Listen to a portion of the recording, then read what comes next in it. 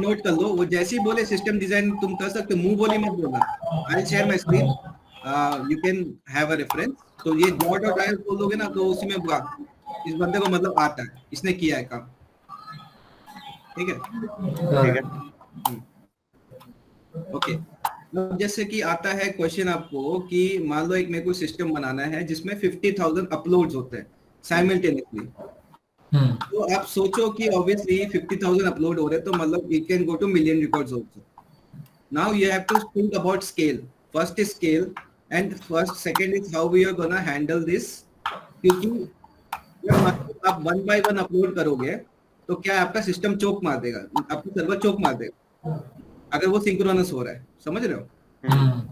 अगर एक सर्वर में आपने एक सिंक्रोनस कोड लगा दिया, मान लो जावा का सर्वर है, उसमें आपने सिंक्रोनस कोड लगा दिया कि एक चलो इसका पहले मैं अपलोड मारूंगा फिर इसका अपलोड मारूंगा, इट्स गोना चोक, ये सर्वर इज गोना चोक, ये पॉइंट तो पहले ही बोल देना, ठीक है। For that there are various measures. Okay, पहले तो वो दिखा देना, ठीक है, ये ऐसे एक वो बना दिया तुमने, ये मेरा मेन सर्वर है बोल देना। ये आप डायग्राम वायग्राम कर लेना, ठीक है, मैं अभी रफ बना रहा हूँ बहुत, ये सब तो आपने हम लोग तो किया ही है ना, इसमें सर्वर हो गया मेन, ठीक है। अब हमें इसको ऑप्टिमाइज करना है सर्वर में, ऑब्वियसली एक डीबी, ये दो तो मेन बना के रख देना, ठीक है। और यहाँ पे थोड़ा गैप देना ना, क्योंकि यहाँ पे आएगा मैसेज ब्रोकर, मतलब इवेंट ड्रिवन आर्किटेक्चर आएगा, ठीक है। तो उसमें आएंगे अभी, एक यहाँ पे यूजर बना देना, ठीक है, उसको ये दिखाने के लिए कि हाँ भाई मेरे को आता है काम करना, तो एक दो एक्टर बना दो, ठीक है। इसको एक को ऐप दे दो, एक को मोबाइल ऐप दे दो, इसको आप स्लैश लिख दो, hybrid app, Flutter app, react native app, कुछ भी लिख दो। एक को मोबाइल ऐप दे दो, एक को वेबसाइट दे दो, वेब ऐप दे दो। हमेशा याद रखना, हमेशा चाहे कुछ भी हो जाए, एक लोड बैलेंसर बिठा देना, लोड बैलेंसर आपको बिठाना ही बिठाना है, चाहे कुछ भी हो, ठीक है। पूछेगा बाद में, वो पूछ सकता है कि ये तुम लोड बैलेंसर क्यों इंट्रोड्यूस कर रहे हो, ये थोड़ा महंगा रिसोर्स है, तो इसकी जगह क्या यूज कर सकते हो, तो बोल देना एपीआई गेटवे यूज कर सकते हैं, वो सस्ता पड़ेगा बट उसमें थोड़ा राउटिंग करना पड़ेगा, ठीक है। बट ये जरूर बिठा देना, लोड बैलेंसर बिठाना बहुत जरूरी है, ओके। इसका ऑल्टरनेटिव क्या है, एपीआई गेटवे, ओके।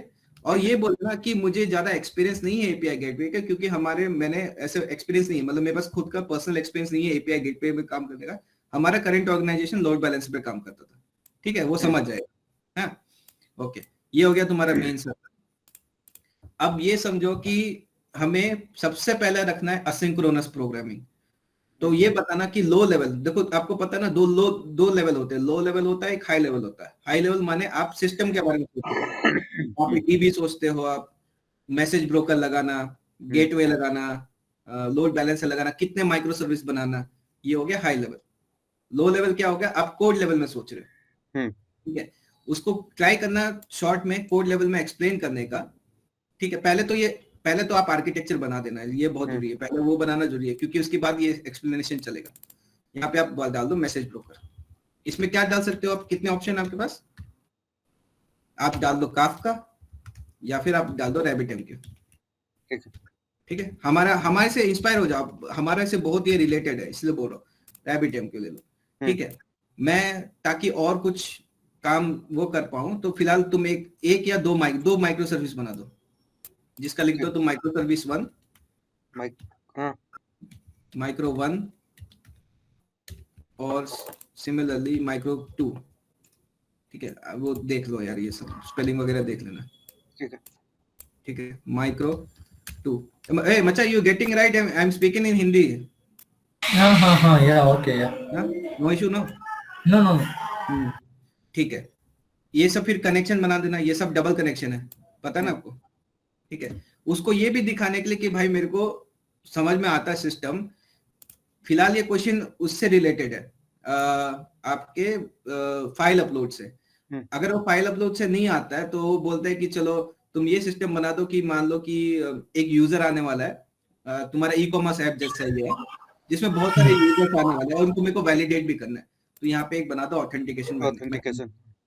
हाँ, यहाँ पे लिख दो आप, ये डिसीजन बॉक्स है, ऑथोराइज या /ऑथेंटिकेट, ये दोनों अलग अलग चीज होते हैं, ये हमेशा ध्यान रखना, ठीक है। पता है ना आपको, ये ऑथेंटिकेशन और ऑथराइजेशन दो अलग चीज है। हाँ फिर भी हाँ एक बार हाँ बता दो। हाँ हाँ, तो इसका एक एक एरो बनाना, यहाँ पे वापस राउट कर देना, इसमें लिख देना आप नो, और क्या रिटर्न करना आपको, यहाँ पे लिख देना रिटर्न 403। ठीक है, ये हमेशा आप बनाना ही बनाना, ठीक है। और एक यस कर देना, ये हो गया यस। ओके, और 200। बाकी आप डायरेक्शन यहाँ वहां से दे देना, उसकी वो नहीं है। ये जरूर बनाना, क्योंकि अगर वो फाइल अपलोड नहीं पूछता, उसने बोला नहीं, ये कंस्ट्रेंट नहीं डाला कि यूजर को ऑथेंटिकेट करना है कि नहीं, वो नहीं बोला उसने। बट अगर वो जनरल, आप खुद भी सोचो, आप जनरल ऐप भी बनाते हो, जैसे हमारा गो भी ले लो या कोई भी ले लो, उसमें ऑथेंटिकेशन एंड ऑथराइजेशन तो रहता ही रहता है, रहता ही है वो तो। रहता ही है वो, 90% ऑफ द थिंग में रहता ही रहता है। उसके लिए आप क्या यूज कर सकते हो, आप उसको ऑप्शन दे देना, सर आप JWT यूज कर लो, OAuth2 यूज कर लो, आप LDAP यूज कर लो, ठीक है। तो आपकी वो आपके ऊपर है, ओके, इसमें कोई वो नहीं है। हाँ, याद रखना, ऑथेंटिकेशन ऑथराइजेशन में LDAP, JWT या अपना OAuth, ठीक है। हाँ, ये हो गया। अब चलते हैं हम फाइल अपलोड में। अब हम चलेंगे, ये हमारा ऊपर लेवल का हो गया अभी। अब हम इसको लो लेवल में करेंगे, डिफाइन करने की कोशिश करेंगे, ठीक है। अब क्या होगा, मान लो हमारा 50,000, अब थोड़ा सा मिड में, मैं ये भी नहीं बोलूंगा मिड और लो है, मतलब एकदम लो भी नहीं है, एक मिड में लेके चलते हैं। हम ये बोलेंगे क्योंकि आपका जो सर्विस है, अगर आप 50,000 एक साथ रिक्वेस्ट अप्रोच करना चाहते हो, अगर आपका ये सर्विस सिंक्रोनस हुआ, आपका सर्वर, मेरा सर्वर चोक मार देगा, तो उसको बोलना कि कोशिश करेंगे कि हम असिंक्रोनस प्रोग्रामिंग करने के लिए, ठीक है। असिंक्रोनस प्रोग्राम में क्या कर सकते हैं, हम मान लेते ये सर्वर है जो रिक्वेस्ट लेता है, 50,000 रिक्वेस्ट ले रहा है, तो ये क्या कर सकते हैं, हम इसको ना एक ऐसा स्ट्रीम की तरह इसमें पुश कर सकते हैं। स्ट्रीम क्या होता है, स्ट्रीम मतलब आपको पता ही होगा, डेटा डायरेक्ट नहीं है। दो टाइप के डेटा होते हैं, एक तो स्ट्रीम होता है, एक पुश एंड पुल होता है, मतलब रिक्वेस्ट रिस्पॉन्स, ठीक है। रिक्वेस्ट रिस्पॉन्स हो गया आपका रेस्ट एपीआई, आप उस सर्वर को रिक्वेस्ट मारते हो, सर्वर आपको रिस्पॉन्स मारेगा। इसमें क्या है, पुश में स्ट्रीम क्या होता है, आप एक जगह में ना पूरा डेटा फेंक रहे हो, वो काफका ऐसे काम करता है, काफका क्यों ऐसे काम करता है, आप इस स्ट्रीम को आप समझ लो, ये 50,000 के जो रिक्वेस्ट आ रहे, आप इसको काफका ब्रोकर में फेंक रहे हो। फिर आपने क्या किया कि मेरे को इसको ऑप्टिमाइज करना है, क्योंकि बहुत सारे रिकॉर्ड आ रहे हैं, तो मैंने क्या किया, इसको प्रोसेस करने के लिए दो मैंने माइक्रो सर्विस मैंने असाइन कर दिया, ठीक है। ठीक है। ये दोनों माइक्रो सर्विस क्या करेंगे, जो प्रोड्यूसर है मेरा, जो कि मेरा मेन सर्वर है, उस जितने भी ये फाइल्स के बाइनरी डेटा आ रहे हैं या जो भी डेटा आ रहे हैं, वो मेरे को काफका में पुश मार रहा, और ये कंज्यूमर्स जो है, जो कि माइक्रो सर्विस 1 और माइक्रो सर्विस 2 है, वो लोग कंटिन्यूसली इसको लिसन कर रहे हैं, और बेस्ड ऑन द कंडीशन वो लोग इसको एग्जीक्यूट कर रहे हैं। तो मैंने क्या किया, यहाँ पे मैंने अपना लोड को स्प्लिट कर दिया। Instead of assigning one every load to one single server, I have kind of horizontally scaled it. दो चीज हमेशा याद रखना, वर्टिकल स्केलिंग, हॉरिजॉन्टल स्केलिंग। मैं इसका एग्जांपल अभी दूंगा, बट याद ये बोलना कि मैंने इनको हॉरिजॉन्टल स्केल कर दिया। यहाँ पे ये एक सर्वर नहीं, ये 3 सर्वर मिलके एक काम कर रहे हैं। हाँ, अगर मेरा लोड ज्यादा आ जाता है तो मैं और माइक्रो सर्विस को एक इंट्रोड्यूस कर दूंगा। बट वही क्या है कि ये कॉस्ट डालेगा, ये सब कॉस्ट डालते हैं, वो भी बोलना है तुम्हें, ये सब इसका एडिशनल कॉस्ट पड़ता है, ठीक है। ये हो गया एक। सेकंड है कि हम क्या कर सकते हैं कि हम अभी यूआई में बात करेंगे, फिलहाल बैकएंड में चलते हो गया, ये यूआई में थोड़ा सा बात करते हैं। यूआई में क्या कर सकते हो, आप सेगमेंट में दे सकते हो। वो जो फाइल्स होते हैं ना, ये मत करो कि आप पूरा का पूरा जो बाइनरी डेटा एक साथ भेज दिया, आप उसको सेगमेंट में भेजो। यूआई से आप ऐसा कोड लो या ऐसा प्रोग्राम लिखो कि वो बैच में भेजे। मतलब मान लो 5 MB का फाइल है, तो वो बेच रहा है, पहले भेज रहा है 100 MB 100 बाइट, फिर बाद में काइंड ऑफ 500 किलोबाइट वगैरह, तो वो क्या भेज रहा है, सेगमेंट में भेज रहा है डेटा। तो इससे क्या है, पूरा प्रेशर एक सर्वर पे नहीं आता, वो आराम से इसको प्रोसेस कर सकता है, धीरे धीरे धीरे करके प्रोसेस कर सकता है, ठीक है। फिर हम क्या कर सकते हैं, अगर मान लो कि वो बोलता है कि नहीं यार तुम माइक्रो सर्विस मत यूज करो, तुम कोशिश करो कि नहीं मेरे को ये काफका नहीं चाहिए बोलेगा वो, अगर वो ऐसे बोलेगा नहीं, अगर तुम बोलते हो कि नहीं मेरे को थोड़ा सा ये वाला इवेंट ड्रिवन आर्किटेक्चर नहीं चाहिए, तो मैं क्या करो, बोलते हैं ठीक है आप और एक सर्वर इंट्रोड्यूस कर दो, उसको क्या है लोड बैलेंस से वो कर दो, डायरेक्शन दे दो उसको। लोड बैलेंस जितना जहां पे लोड आएगा वो स्प्लिट करता रहेगा, वो मतलब खुद ही डिस्ट्रीब्यूट करता रहेगा कि अच्छा मैं इस सर्विस में लगा देता हूँ ये डेटा इतना से इतना रिकॉर्ड, इतना से इतना रिकॉर्ड यहाँ पे लगा देता हूँ, तो वो लोड बैलेंसर खुद ही कर लेगा। ठीक है, बस मैं आपको सारे कंडीशंस बता रहा हूँ। हाँ, ओके, ये इतना हो गया। अब लो लेवल में चलते फिर से बैक एंड में, आपको फिर अपना स्कीमा अच्छे से डिजाइन करना पड़ेगा।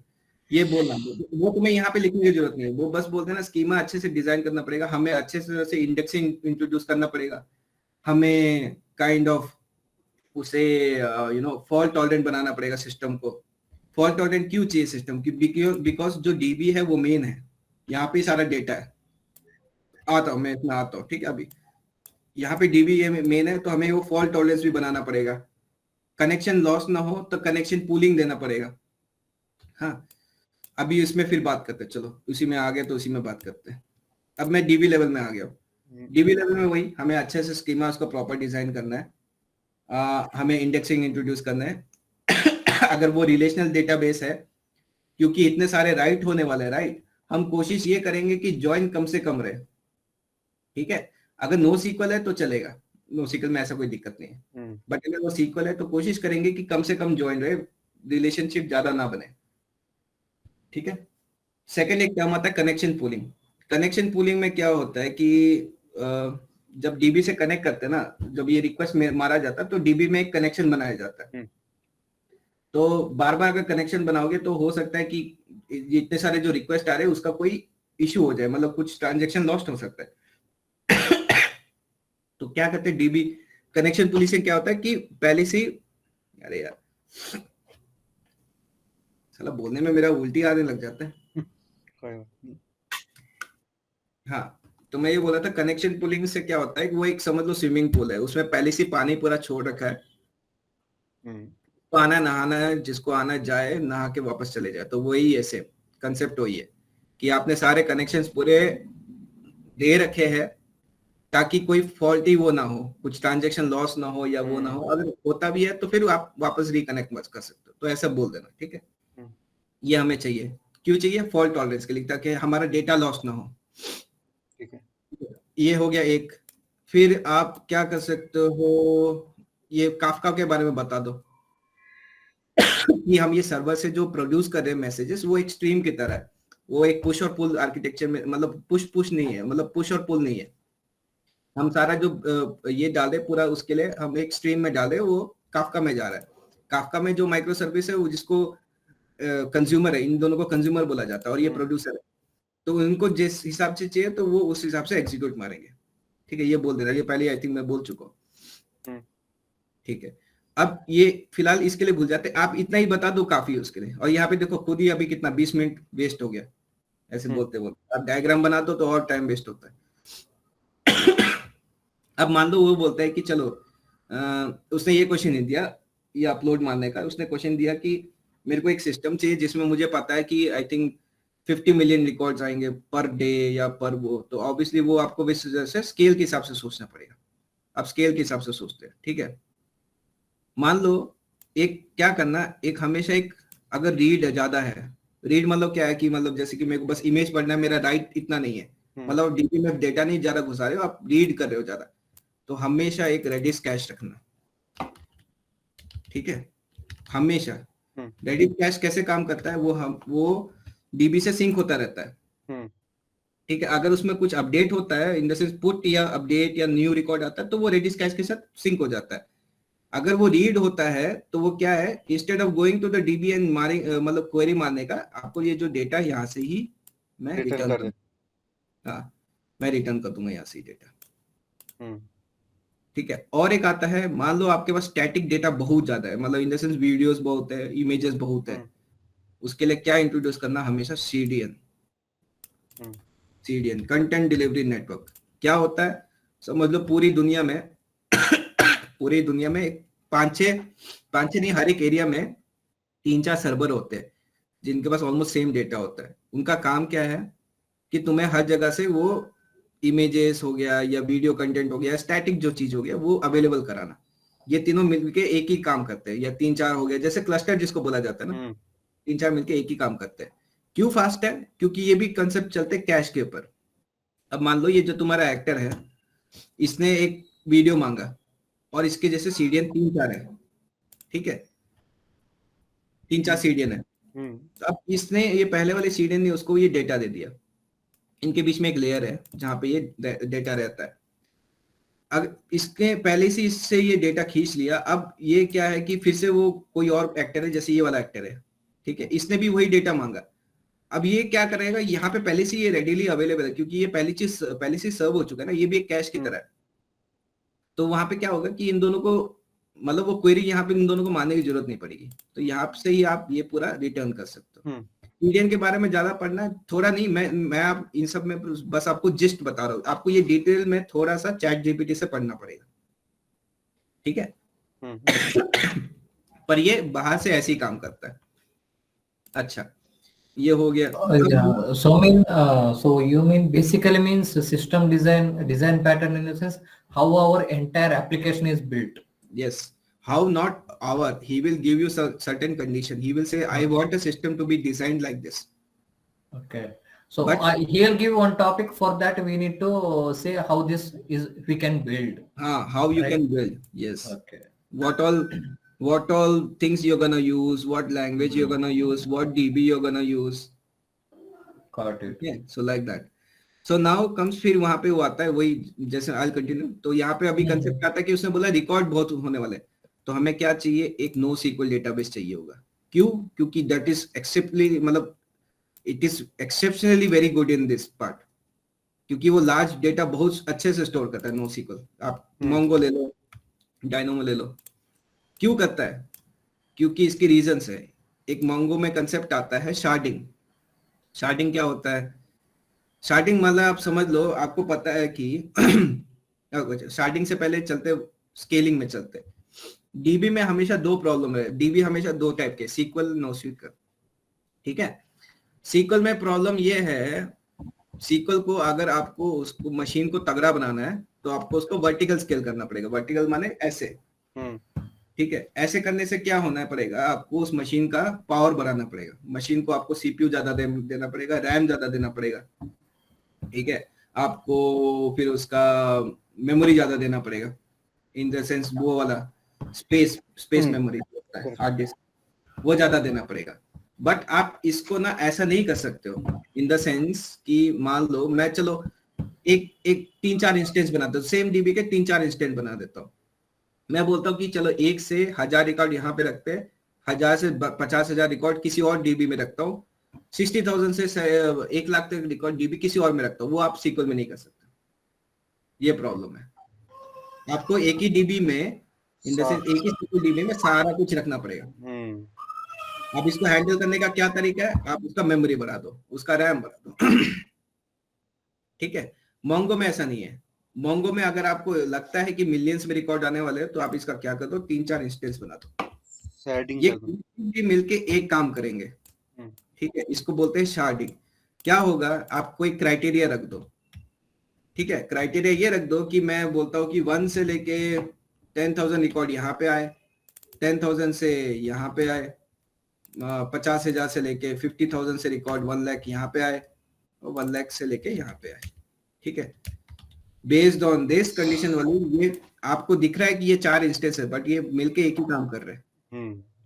हाँ, और उससे क्या है, रिट्रीवल भी फास्टर हो जाएगा। अगर आपको पता है उसका इंडेक्स नंबर मिलियन में जा रहा है, तो वो इन सब में क्यों जाएगा, वो डायरेक्ट जाके इधर से ले लेगा ना डेटा। तो ये है, तो इसको बोलते हैं शार्डिंग।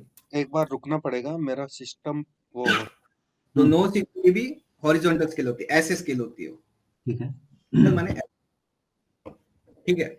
अब ये क्वेश्चन ये पूछ सकता है कि अच्छा, ये तुमने तो सिस्टम अच्छा बनाया, अब मुझे यहाँ पे पेमेंट चाहिए।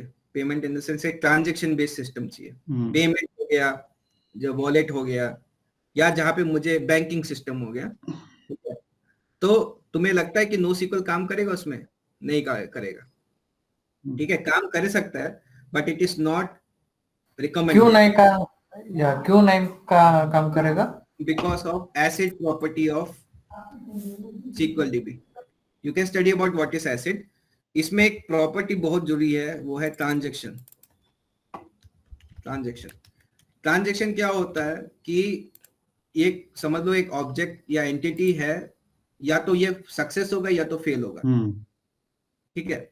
हमें ये बहुत जरूरी है, क्योंकि अगर ये ट्रांजेक्शन को रिकॉर्ड नहीं किया, कभी कभी सीक्वल में, नो सीक्वल में ऐसा नहीं होता है, बट मान लो कि अगर कोई एक, मान लो एक रिकॉर्ड आ रहा है, उसका फ्लो कहीं खत्म हो गया, मतलब वो कहीं चले गया, गुम हो गया, तो वो उसमें हैंडल नहीं किया गया, बट ये बोलना नहीं है, ठीक है। सीक्वल को माना जाता है इसके एसिड प्रॉपर्टी वजह से और ट्रांजेक्शन की वजह से, और इसकी गारंटी है ट्रांजेक्शन की कि या तो ये एग्जीक्यूट होगा या तो फेल होगा, बट वो गुम नहीं होगा कहीं। क्लियर। हाँ, तो इसलिए, और हमें ये चाहिए होता है क्योंकि एक एक मनी का बहुत जरूरी होता है कि क्या चल रहा है उस पैसे के साथ, तभी बैंकिंग सोल्यूशन हमेशा सीक्वल प्रिफर करती है, इसी वजह से, राइट। अगर क्योंकि वहां पे एक पैसे का भी नुकसान का मतलब बहुत बड़ा नुकसान है वो, तो ये इसलिए ट्रांजेक्शन, मतलब ट्रांजेक्शन सिस्टम चाहिए था, खासकर एसिड प्रॉपर्टी की वजह से सीक्वल, ठीक है। अब मैं यही बात कर रहा था कि वर्टिकल स्केलिंग क्या होता है, हॉरिजॉन्टल स्केलिंग क्या होता है। सेम प्रॉब्लम हमारे मोनोलिथ के और माइक्रो सर्विस के ऊपर है। मोनोलिथ में मान लो अभी आपका काइंड ऑफ प्रोग्राम छोटा है या सर्वर साइड बहुत छोटा है, चलेगा, और तुम्हें इन द सेंस कि तुम्हें पता है कि छोटा एप्लीकेशन है, ज्यादा वो है नहीं फीचर्स इसमें, और क्या है कि तुम्हें एक ही जगह में सब कुछ सोर्स चाहिए, चलेगा। बट अगर फीचर्स बहुत ज्यादा आ रहे हैं, ठीक है, और उस जैसे कि माना इस कंडीशन में है कि तुम्हारे यहाँ पे लोड ज्यादा आ रहा है, इस मेन सर्वर पे लोड ज्यादा है, 50,000 रिकॉर्ड्स एक सेकंड में, मतलब इन द सेंस साइमल्टेनियसली आ रहा है, तुम्हारा सर्वर चोक मारेगा। तो इसमें क्या करना है, तुम्हें इसका सर्वर का लोड डिस्ट्रीब्यूट करना है। माइक्रो सर्विस का मेन काम ही यही होता है, वो लोड डिस्ट्रीब्यूट करता है, एक सर्वर से लोड उठा के वो दूसरे सर्वर में डिस्ट्रीब्यूट करता है। सेकंड है कि ये आपके सेपरेशन ऑफ कंसर्न्स करता है, इन द सेंस आप मॉड्यूल के हिसाब से आप अलग अलग माइक्रो सर्विस बना सकते हो। थर्ड हो गया कि आप एक माइक्रो सर्विस का टैग से कोई लेना देना नहीं, इन द सेंस कि आपका अगर मेन जो सर्वर है वो नोड पे लिखा गया है, आपको चाहिए एक वेब क्रॉलर जो पाइथन में लिखा गया है, आपको चाहिए एक सिंक्रोनस कोड जो जावा में लिखा गया है ना, या फिर आपको ऐसा है, तो क्या है कि इसमें कोई टैग का वो नहीं है, किसी भी टैग को कनेक्ट कर देगा। बट मोनोलिथ में ऐसा नहीं है, मोनोलिथ में एक आपने एक टेक स्टैक को चूज कर लिया तो आपको उसी में रिलाई करना पड़ेगा। एग्जांपल दे सकते हो आप, ये बोल देना एग्जांपल में कि जैसे आजकल जो मशीन लर्निंग एल्गोरिदम है, या फिर मशीन लर्निंग का या फिर कंप्यूटर विजन का पाइपलाइन है, वो उसमें क्या होता है, यूजुअली क्या प्रेफर किया जाता है कि पाइथन में लिखा जाता है वो। बट हमारा जो डेटा आ रहा है, मैं कलेक्ट कर रहा हूँ, बोल दो कि फेसबुक से मैं डेटा कलेक्ट कर रहा हूँ या फिर मैं किसी वेबसाइट से डेटा कलेक्ट कर रहा हूँ, वो मैंने लिखा नोट पे, तो इसको मैं कैसे मैं वो करूं, तो फिर वही है उसी के लिए। तो वहां पे मेरा एक अलग से माइक्रो सर्विस है जो या जो डेटा इसको देता है, कंप्यूटर विजन पाइपलाइन को देता है या मशीन लर्निंग एल्गोरिदम को देता है, और मेरा जो मेन है जो कोड जहां से क्रॉल करके और जो मैं जो ये सब पूरा रीड कर रहा हूं वो लिखा है माइक्रो नोट्स जैसे। तो इसका यही फायदा है, ऐसे बोल देना एग्जाम, ठीक है। ये एक हो गया। और इसको कैसे स्केल किया, तो यही है, आई थिंक इतना काफी होता है। देखो मैंने अभी आधा घंटा इधर ही निकाल दिया, यही नहीं इंटरव्यू इसी में ही फंस जाता है, कसम से बोल रहा हूँ। आगे पूछता ही नहीं, बोलता है हो गया इसका, तो वैसे ही you can easily waste 30-40 minutes of his time, 5-10 minutes तो डायग्राम बनाने में जाता है, ठीक है। But you have to think from every point of, हाँ जरूर ये जरूर बोलना यहाँ पे, ये इतने सारे मैं इंट्रोड्यूस कर रहा हूँ ना, हमारे जैसे बोल देना, हमारा एग्जांपल देना, हमारे गोबिलिन में हमने इतना चीज इंट्रोड्यूस कर दिया था, इसमें कॉस्ट का बहुत प्रॉब्लम आया था, हमें 5,000 बोल देना, हमारा एवरेज जाता है 8,000 से लेके 10,000 पर मंथ जाता है, ये रियल फैक्ट डेटा है, बोल देना उन लोग को, ठीक है। ठीक है, और ये सब जब आप एक्सप्लेन करते हो तो बता देना ये सब कहाँ से लिया, जैसे कि जो रैबिट एमक्यू लिया हमने AWS MQ से, रैबिट MQ का मॉड्यूल, सीक्वल कहाँ से लिया हमने AWS RDS से, पोस्टग्रेसक्यूएल, ये क्या है डॉक्यूमेंट डीबी, ये सब कहाँ मेंटेन होता है इलास्टिक बीनस्टॉक में, ये main server micro services. CDN हमने यूज नहीं किया, बोलते हमने नहीं यूज किया था, हमें इतना जरूरत नहीं पड़ा। रेडिस कैश भी नहीं यूज किया क्योंकि हमारे इतने रीड नहीं थे, हमारे वो बहुत थे, कैलकुलेशंस बहुत थे, तो हमने रेडिस कैश भी इंट्रोड्यूस नहीं किया था। मोबाइल ऐप किसमें हमारा 2 है, एंड्रॉइड में है, एक फ्लटर में है, फ्लटर में वो जो LMD है। वेब ऐप हमारे किसमें है, हमारा एक वेब ऐप है, वो है वो जो इंटरनल एप्लीकेशन है, रिएक्ट पे, हाँ ठीक है, और एडमिन अपने पैनल। हाँ और अपने सारे माइक्रो सर्विस बता देना। ये 4-5 ऐसे क्वेश्चन आते हैं, ऐसे जैसे ये फाइल अपलोड बहुत हो गए, या तुम्हें एक ऐसा सिस्टम बनाना है जिसमें मेरे बहुत सारे डेटा आने वाले, मेरे को उसको प्रोसेस करना है। थर्ड क्वेश्चन हो गया, मुझे आपने ये बना दिया सही है, अब मेरे को एक पेमेंट सिस्टम भी चाहिए, पेमेंट सिस्टम का एक अच्छा डिजाइन चाहिए। फोर्थ हो गया, तुम अपना अच्छा ही आर्किटेक्चर एक्सप्लेन करो। ठीक है, एक चीज और है हेमंत, मान लो हम्म मैंने यहाँ पे NoSQL यूज किया है, क्लियर, और हम्म अगर मुझे इसके साथ में पेमेंट वाला भी ऐड करना हो तो उस केस में क्या हाँ, करना? इसमें ये माइक्रो सर्विस हमारा जैसे बता दो, हमारा वॉलेट है ये। वॉयलेट वाला, क्लियर। हाँ, ये हमारा हो गया आपका सारे जो शॉपिंग रूम। शॉपिंग रूम ले लेते हैं, शॉपिंग रूम एसआर हो गया, हम्म। राइट। इनका कनेक्शन, वॉलेट का कनेक्शन हमारे सिक मेन डीबी से भी है, और और सिक्वल से। वॉलेट का सिर्फ एक एक कनेक्शन यहाँ तक भी है। बट ये जो शॉपिंग रूम का, इनका वॉलेट से कोई लेना देना नहीं, ये यहाँ पे, इसलिए ये प्राइमरी डीबी है हमारा। समझिए, वॉलेट को सिर्फ सीक्वल में सिर्फ वॉलेट ही कनेक्ट करता है, वॉलेट का उधर दूसरी जगह भी कनेक्शन है, बट वो सिर्फ सीक्वल को ही करता है, कोई और शॉपिंग रूम नहीं, कोई और माइक्रो सर्विस नहीं करता है, ठीक है।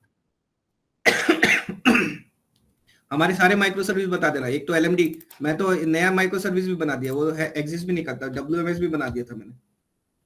फिर मैंने बोला कि 10-12 माइक्रो सर्विस है हमारे पास, क्योंकि कम बोलने से ना उनको वो लगता है कि नहीं यार तुम लोग ने क्या माइक्रो सर्विस बनाया।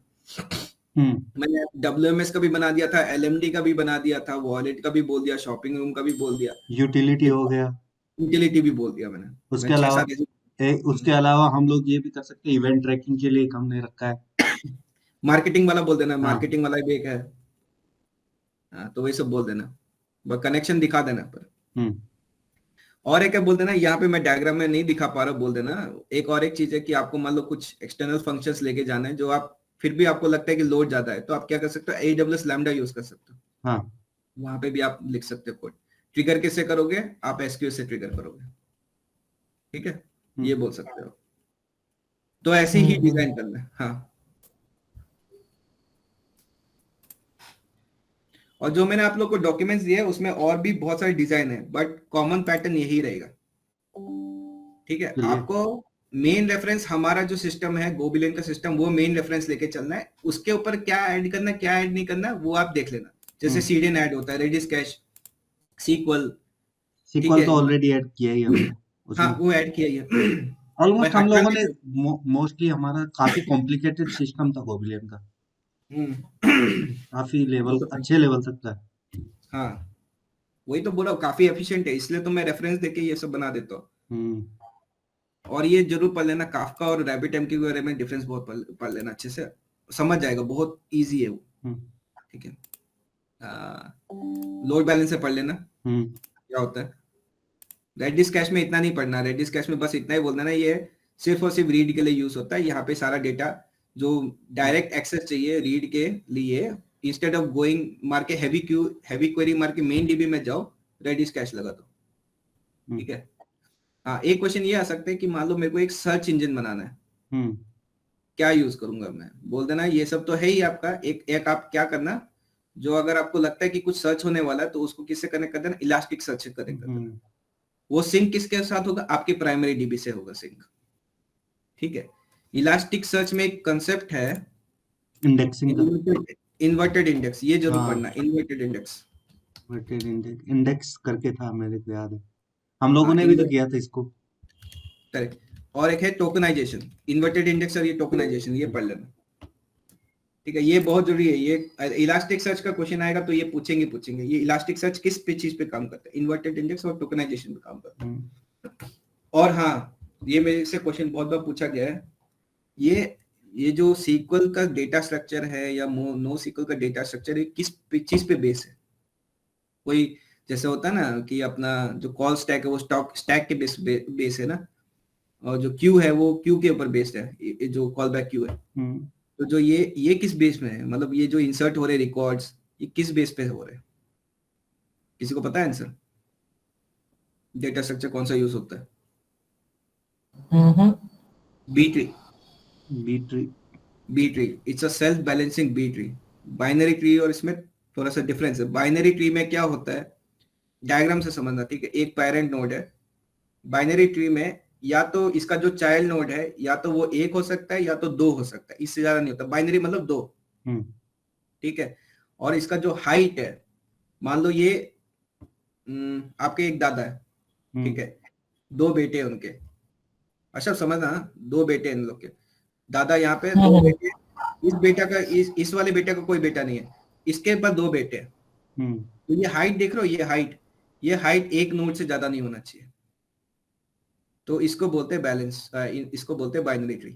या तो ये इसके इक्वल होगा, इन दोनों के बेटे के, या तो एक बेटा या तो दो बेटा, या तो एक बेटा या तो दो बेटा, या तो कोई बेटा नहीं।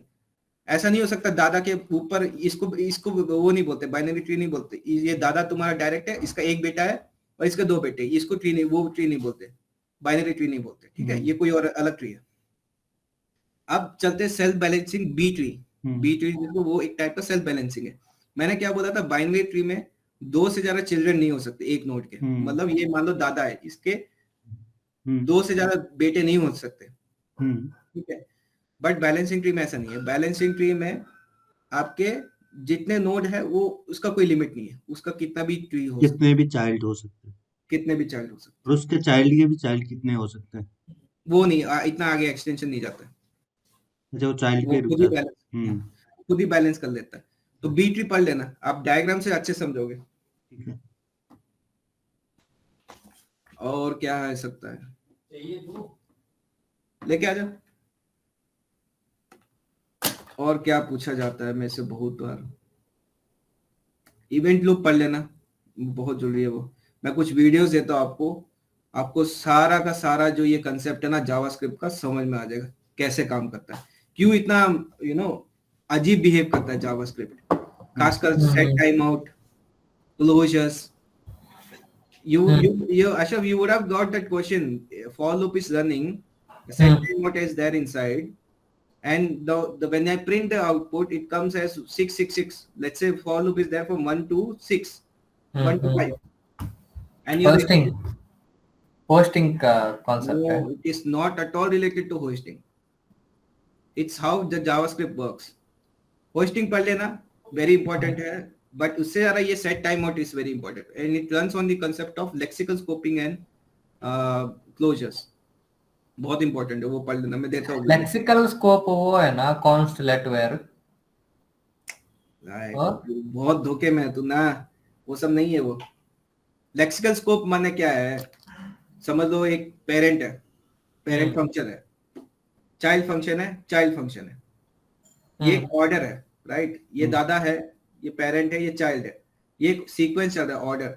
लेक्सिकल मतलब जो मेरा इमीडिएट पेरेंट कौन है।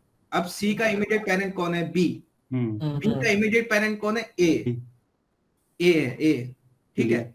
लेक्सिकल स्कोपिंग से क्या होता है, जो क्लोजर जो कंसेप्ट है वो क्या करता है, इन जो ये दो है ना, ये बाप और बेटे, इन दोनों को इकट्ठा करता है, इन द सेंस इनका रिलेशन स्ट्रॉन्ग करता है। अब ए में जो भी वेरिएबल्स है, फंक्शंस है, वैल्यूज है, तो वो जो बेटा है वो उसको डायरेक्टली एक्वायर कर लेता है। समझ रहा है, मैं क्लोजर बता रहा हूँ क्या होता है, क्लोजर कैसे काम करता है। अब जो सी है, क्योंकि बी ने ए से तो सारा ही एक्वायर कर लिया, तो सी का इमीडिएट पेरेंट कौन है, बी। तो बी से वो जो अपने बाप से, ए ने जो बी ने अपने बाप से लिया, तो सी ने भी अपने बाप से ले लिया, बी से ले लिया, ठीक है। तो ऐसे ही क्लोजर काम करता है। बहुत सारे क्वेश्चन इस पे बनते हैं, प्रोग्रामिंग क्वेश्चन क्लोजर पे बनते हैं, ये क्यों ऐसे काम कर रहा है। जैसे मैं कोई एग्जांपल एक देता हूँ मैं आपको, कहाँ है मेरा वो एग्जांपल, ओपन है कहाँ है,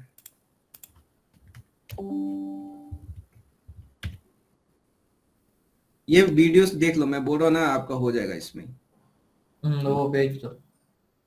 इट्स वेरी, तो सब कुछ समझ में आएगा, क्यों कंसोल मतलब क्यों सिंक्रोनस पहले एग्जीक्यूट मारता है, क्यों ये जो सेट टाइम आउट है या प्रॉमिस ये बाद में क्यों एग्जीक्यूट मारते हैं, वगैरह वगैरह ना, तो सब तुम्हें वो सब मिल जाएगा। हर्ष का यार, इसको कॉपी कैसे करते हैं, डायरेक्ट फॉरवर्ड होगा राइट क्लिक करके यहाँ से। ऐसे नहीं होगा क्या, हार्ड क्लिक, हाँ फॉरवर्ड। किसको दूं मैं, कहाँ पे दूं, इधर चैट में डालूं, नहीं, वहां पे कर दो ना, कहाँ पे दूं, व्हाट्सएप पे डाल दो या ईमेल पे डाल दो। मेल पे डाल देता हूँ। अच्छा,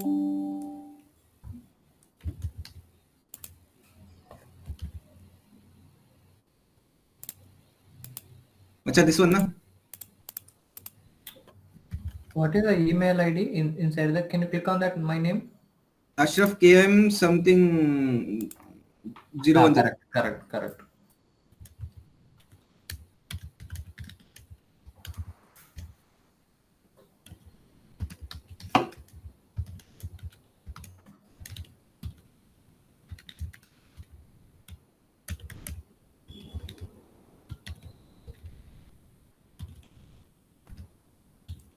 स्ट्रेंज इन द सेंस, ये इतने दूसरे प्रोग्रामिंग लैंग्वेज से इतना क्यों अलग है, ये क्यों हमेशा अनप्रेडिक्टेबल आउटपुट देता है, तो that is why it is strange. Okay, तो इन सब का वीडियोस यहाँ पे एक्सप्लेनेशन में. इसमें तुम्हें होस्टिंग मिलेगा. Hosting is very important. Closures is very important. Let const और वेरिएबल कैसे काम करते हुए, that is very important. Lexical scoping, global scope, local scope, block scope, ये बहुत इंपॉर्टेंट है. ये सिर्फ मुंह बोलने में नहीं होना चाहिए, आपको पता होना चाहिए कि किस जगह पे क्या वो स्कोपिंग हो रहा है. ठीक है. तो ये मैं लिंक ऐसे डायरेक्ट पेस्ट कर रहा हूं, आप लोग कर लेना. ठीक है, ठीक है. उसमें लिंक नहीं बनाऊंगा. ये समझ, ये 5-6 वीडियो देख लिए ना, बस आप जावास्क्रिप्ट का पूरा खेल समझ जाओगे. क्यों इतना जावास्क्रिप्ट ऐसा है, अजीब क्यों है ये.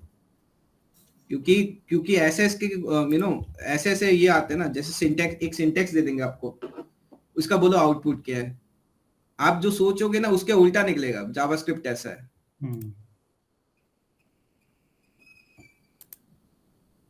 अब जैसे मैं एक क्वेश्चन क्लोज करने से पहले एक क्वेश्चन देखते आपको क्या लगता है इसका आउटपुट क्या है.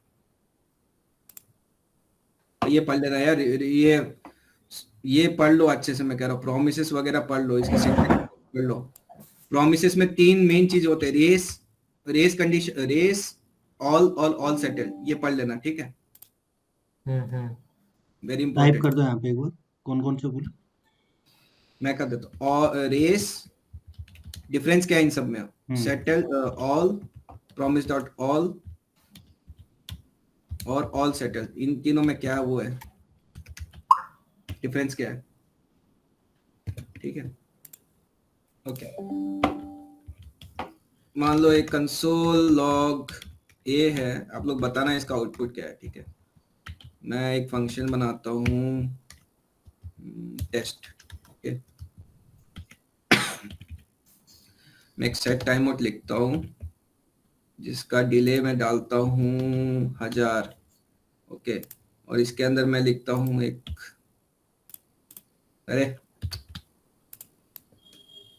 मैं लिखता हूँ बी ए, राइट. ये हो गया बी. इसका डिले थोड़ा बढ़ा देता, 3 कर देते, 3 सेकंड का डिले डाल देता. ओके, फिर मैंने डाला सी,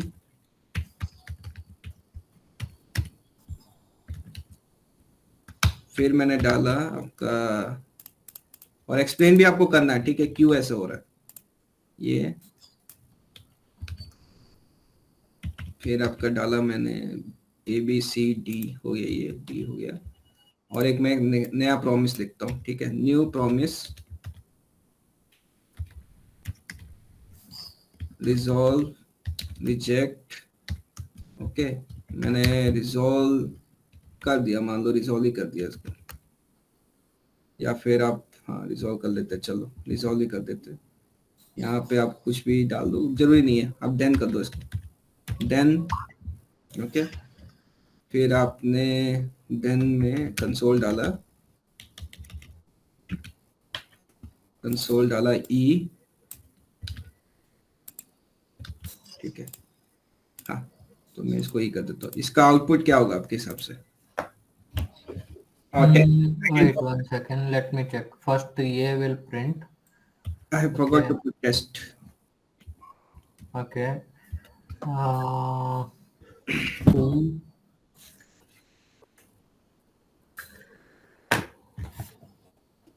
A, C, D, B, E. Okay, explain. Wait. 1 second. No. A, C, AC E Hmm. DB DB. Okay. Why? Huh? Why? Wrong, huh? No, no, it's not wrong. It's correct only. But why? See, Question will always come why. A is a first synchronous. Okay, first it will run console. Correct. Next it will run C, because this is also, there is no set timeout on that. It's synchronous. Okay, direct code. Next it will come your new promise, because your other two hours you have given a time. That is why it is pending. What if I give 0 here? Then who will Zero, promise? then also it will promise will run, because there is a zero is by default. It might take milliseconds. I No, don't know. no, no. It directly run, is it? CD. Nee, CD. the output which you're saying is correct, Okay. but that is not the reason. Hmm. Time out बाद में call होता है, पहले promise call होगा। हाँ, क्यों call होगा पहले प्रॉमिस? वो बताओ, उसका रीजन क्यों है? और पहले पहले Promise. उस असिंक्रोनस में जाने से पहले ये बताओ, सिंक्रोनस कोड कहाँ पे एग्जीक्यूट होता है और असिंक्रोनस का कॉल कहाँ पे एग्जीक्यूट होता है, और क्यों जावास्क्रिप्ट असिंक्रोनस कोड के लिए रुकता क्यों नहीं है, वो बाहर आगे क्यों बढ़ता रहता है? पहले ये भी बता दो। You got the question? नहीं, एक बार रिपीट करो। देखो, ये सब एक नॉर्मल प्रोग्रामिंग लेके चलते हैं, स्टैक समझते हैं। ठीक है। स्टैक में क्या है, ये लाइन घुस गया, ये लाइन स्टैक में घुस गया, फिर ये लाइन घुस गया, फिर ये लाइन घुस गया, फिर ये लाइन घुस गया, वगैरह वगैरह। जावास्क्रिप्ट में ऐसे क्यों नहीं हो रहा है? जावास्क्रिप्ट में ए पहले क्यों आ रहा है, बी बाद में क्यों आ रहा है, सी क्यों पहले आ रहा है, बी बाद में क्यों आ रहा है? मेरा क्वेश्चन ये है। स्टैक में तो ऐसे ही चलता है ना, एक एक करके। हर प्रोग्रामिंग लैंग्वेज ऐसे ही एग्जीक्यूट करता है, एक एक एक एक Because करके। it's asynchronous and you have given the time for that. ठीक है, that is one reason, but why? Where does it go? How does JavaScript know that? Go to the web API. No. Something called event queue. There's a concept called event loop. ध्यान से समझना, okay?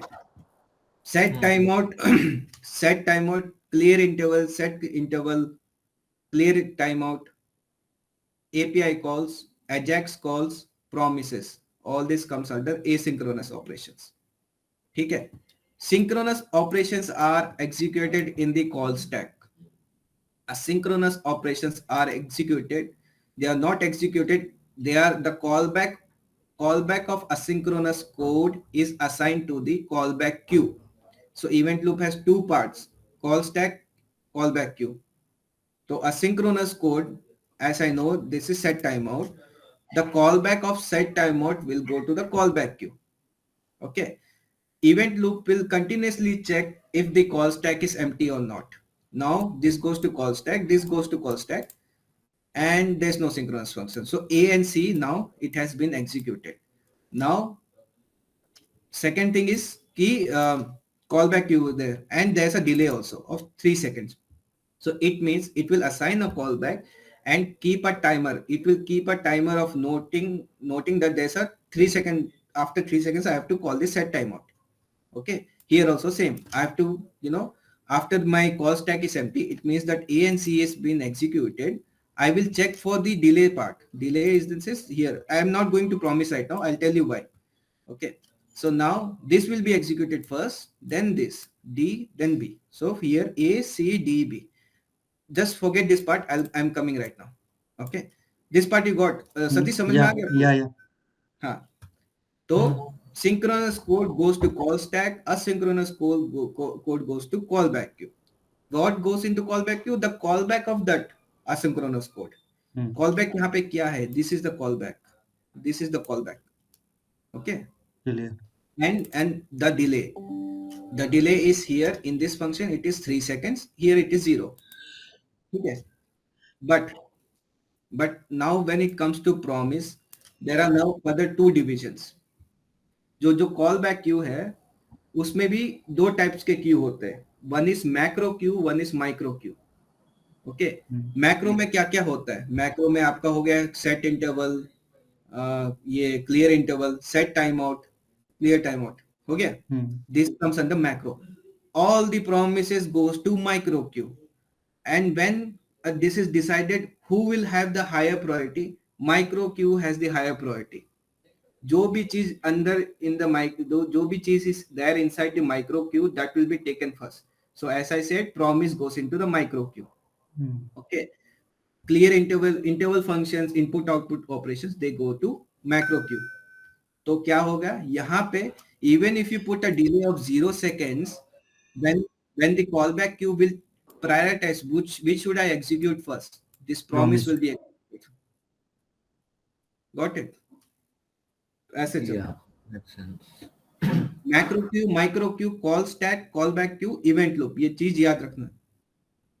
ठीक है, ये आपने यहाँ पे फिर से 15 मिनट उसका वेस्ट कर दिया, वो इंप्रेस हो जाएगा, उसको पता लग गया आपने डीप में पढ़ा है जावास्क्रिप्ट.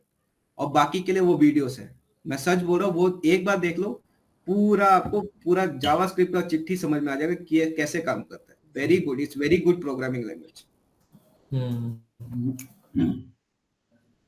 ठीक है, Okay, okay. चलो, और मेरे को कुछ कुछ याद आएगा तो मैं बताता रहूंगा. ठीक है, हम्म. मतलब मैं बताता रहूंगा.